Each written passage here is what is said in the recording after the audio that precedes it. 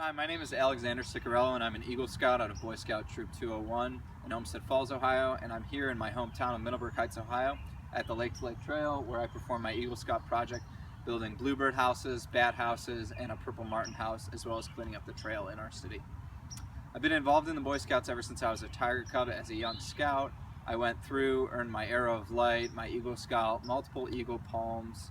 I'm a Brotherhood member of the Order of the Arrow and have been countless places with the Scouts, including Florida Sea Base to the Keys 2 times, Philmont Scout Ranch 1 time, as well as working a summer at the Summit Bechtel Reserve as a canopy tour guide. I wanted to travel to the Galapagos Islands ever since I first heard about them in my 9th grade biology class.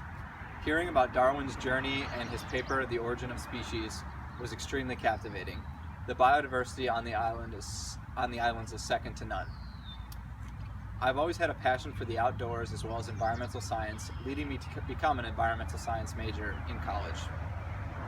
I'd be a great asset to this trip because of my nature experience, my knowledge of the outdoors, my studies in school, as well as my hardworking attitude and adaptability to any situation.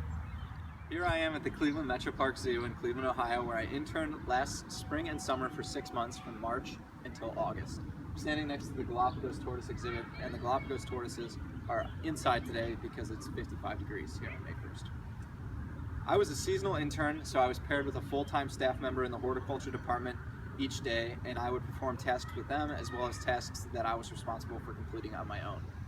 A typical day at the zoo consisted of me watering the zoo on the water truck for 4 hours approximately, and watering all the annuals, perennials, and fresh trees that we had just planted that needed assistance to grow. Then we would browse, which means we would limb trees and pick up brush that had fallen in the paths of patrons and determine whether that brush was suitable for animal consumption. When we had successfully browsed out each of the animals that staff member was responsible for, we would move on. The Galapagos tortoises enjoy grapevines, so we would cut them a good handful every day and bring it to them. After the browsing and the watering, we would perform tasks that were outside of the scope of patron view so that we didn't interrupt the zoo's day-to-day function. We would just make sure that the zoo remains beautiful and eco-friendly for generations to come. I'm standing next to the statue of the Galapagos tortoise, which is my favorite animal here at the zoo. I especially cherish the memory of being able to feed them by hand on occasion. The opportunity to travel to the Galapagos Islands and see animals in person like this one is truly once in a lifetime. Thank you for your consideration.